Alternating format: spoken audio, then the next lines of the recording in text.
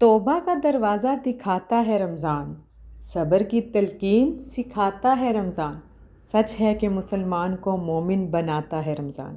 جی ہاں، ہمارا پیارا ماہ رمضان آنے ہی والا ہے بس کچھ دنوں میں۔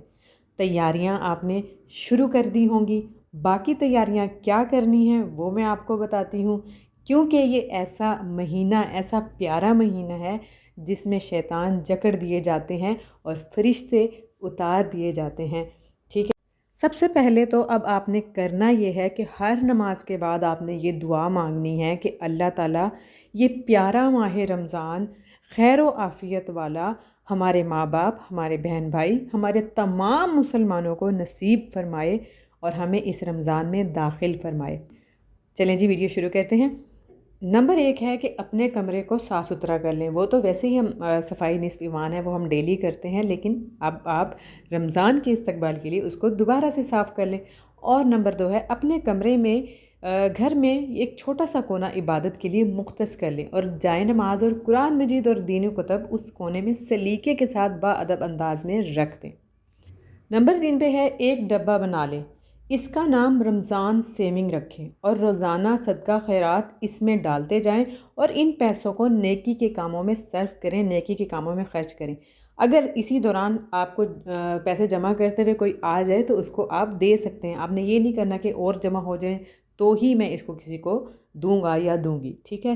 اس کے بعد آپ نے کیا کرنا ہے، کوشش کریں کہ کسی مفلس خاندان کو افطاری میں ضرور شریک کریں۔ آپ کو پتہ ہے کہ آج کل اب کا جو رمضان ہے کتنی مہنگائی ہے، تو اب آپ نے لازمی اپنی افطاری کو چاہے آپ سمپل کر لیں، سادہ کر لیں، لیکن اپنے پیاروں کا اپنے ارد گرد ضرور دیکھیے گا، ان کی افطاری میں، ان کی سحری میں ان کا ضرور خیال رکھیے گا، کیونکہ بہت سے ایسے لوگ ہیں جو روزہ تو رکھتے ہیں لیکن ان کی افطاری اور سحری میں کچھ بھی نہیں ہوتا ہے۔ تو اپنے سحری میں سے، اپنی افطاری میں سے آپ ان کے لیے ضرور کچھ کیجیے گا، ٹھیک ہے جی۔ نمبر 5 ہے آپ نے کوشش کرنی ہے کہ قرآن پاک کی وہ سورت جو آپ کو بہت پسند ہو، اسے آپ نے زبانی یاد کرنے کی کوشش کرنی ہے، ود ٹرانسلیشن، ود ترجمہ۔ قرآن پاک تو آپ نے پڑھنا ہی ہے، کمپلیٹ آپ نے کرنا ہی ہے، لیکن آپ نے کوئی ایک سورت حفظ ضرور کرنی ہے۔ اس کے بعد آپ نے کرنا ہے کثرت سے استغفار ڈیلی بیسس پہ، ٹھیک ہے۔ اور آپ نے نیکسٹ یہ کرنا ہے کہ اپنی حاجات اور ضروریات اللہ کے سامنے رکھنی ہے۔ کوئی بھی آپ کی دعا ہو افطار کے ٹائم کوشش کرنی ہے، کیونکہ ہماری جو خواتین ہیں وہ افطاری میں مصروف رہتی ہیں اور بالکل روزہ کھل جاتا ہے اور پھر دسترخوان پہ آ کے بیٹھتی ہیں، تو آپ نے کوشش کرنی ہے کہ آدھا گھنٹہ پہلے آپ دسترخوان پہ بیٹھ جائیں اور اپنی تمام حاجات، تمام ضروریات، اگر آپ کی نہیں ہیں تو آپ کے جتنے بھی ریلیٹیوز ہیں، رشتہ دار ہیں، ان کی حاجات اور ضروریات کو اپنی دعاؤں میں ضرور مانگیے گا۔ جتنے بے اولاد ہیں ان کے لیے دعا کیجیے گا، جو بے روزگار ہیں ان کے لیے دعا کیجیے گا، مطلب سب کے لیے، تمام امت مسلمہ کو اپنی دعاؤں میں یاد رکھیے گا، ٹھیک ہے۔ اور ساتھ کے ساتھ اپنے بہن بھائی، رشتہ دار، دوست احباب اور مرحوم ان کے لیے روزانہ دعاؤں کا اہتمام آپ نے ضرور کرنا ہے۔ کیا کرنا ہے، قرآن کو مستند ترجمہ و تفسیر کے ساتھ سمجھ کر پڑھیں اور عمل کی نیت بھی کریں۔ اس رمضان آپ نے یہ ضرور کرنا ہے کہ آپ نے ترجمہ تفسیر پڑھنے کی کوشش بھی کرنی ہے۔ اب ایک چیز اور بتاؤں گی خواتین کے لیے کہ سحری میں وہ فوراً سے اٹھتی ہیں اور سحری میں لگ جاتی ہیں، تو سحری میں آدھا گھنٹہ پہلے اٹھیے، 2 نفل تہجد کی نیت سے پڑھیے، دعا مانگیے اور ہو سکے تو قرآن پاک کی تلاوت بھی کیجیے۔ یقین جانیے کہ یہ بہت ہی قیمتی لمحے ہوتے ہیں۔ ہم عام دنوں میں تو تہجد میں اٹھ نہیں پاتے ہیں، لیکن رمضان میں سحری میں ہمیں اٹھنا ہوتا ہے، تو اگر کیا ہی ہے کہ ہم آدھا گھنٹہ پہلے اٹھ جائیں اور 2 نفل تہجد کی نیت سے پڑھ لیں، تو آپ کو تہجد کا بھی ثواب مل جائے گا۔ اور اس ٹائم اللہ تعالیٰ نچلے آسمان پہ ہوتے ہیں، تو وہ خود کہتے ہیں کہ ہے کوئی مانگنے والا جو میں اس کو عطا کروں، تو یہ ضرور کیجیے گا۔ یہ ساری تیاری ہماری ہو گئی۔ اب جو ایک بہت ہی امپورٹنٹ تیاری ہے ہماری، جو ہم بھول جاتے ہیں کرنا، اگر آپ ان ساری تیاریوں کے ساتھ ساتھ اس ایک تیاری کو بھی اچھے سے کر لیں گے تو یقین جانیے آپ کے دل کو سکون بھی مل جائے گا، اور جو آپ نے اللہ تعالیٰ سے مانگا ہے وہ بھی آپ کو مل جائے گا انشاءاللہ۔ اب کرنا کیا ہے آپ نے؟ اچھا، میں آپ لوگوں کو بتا دوں کہ یہ کرنا بہت مشکل ہے، لیکن جب آپ کرنا سٹارٹ کریں گے نا تو پھر آپ دیکھیے گا آپ کے دل کو کتنا سکون آ جائے گا۔ آپ کے دل میں کسی کی بھی نفرت ہے، آپ کے دل میں کسی کا بھی حسد ہے، آپ کا دل کسی نے بھی دکھایا ہے، آپ بہت زیادہ ہرٹ ہیں، آپ معاف نہیں کر پا رہے ہیں اس کو بہت زیادہ ستایا گیا ہے، بہت زیادہ رلایا گیا ہے، آپ تھک چکے ہیں، لیکن اس رمضان میں آپ نے کیا کرنا ہے؟ ان کو معاف کرنا ہے، اپنے دل سے نفرت کو، غصے کو، حسد کو، جیلسی کو، بدلے کی ایک آگ جو ہوتی ہے نا، اس کو آپ نے نکال کے باہر پھینک دینا ہے، فلش آؤٹ کر دینا ہے، کیونکہ جب آپ یہ چیزیں نکالیں گے تبھی تو دل میں اللہ بسے گا، کیونکہ دل جو ہے نا یہ اللہ کا گھر ہوتا ہے، دل پہ صرف اللہ کا حق ہوتا ہے رہنا۔ اگر آپ اللہ کے گھر میں اللہ کی جگہ کسی اور کو دیں گے، کسی اور کا غصہ دیں گے، کسی اور کا نفرت، کسی اور کی حسد، ان کو جگہیں دے دیں گے تو وہاں اللہ کہاں بسے گا؟ سوچئے اس چیز کو۔ آپ کو پتہ ہے ہم ساری ہی باتیں کرتے ہیں، لیکن ہمارے دل میں تو کسی کے لیے نفرت بھی ہوتی ہے، غصہ بھی ہوتا ہے، اور پھر ہم یہ بھی کہتے ہیں کہ ہم اس کو معاف تو ہم نے کر دیا ہے، لیکن ہمارے دل میں وہی چیز ہوتی ہے۔ آپ اگر دل سے معاف کر دیں گے نا اور اپنے اللہ پہ اس چیز کو چھوڑ دیں گے تو یقین جانیے کہ آپ کے دل کو سکون مل جائے گا۔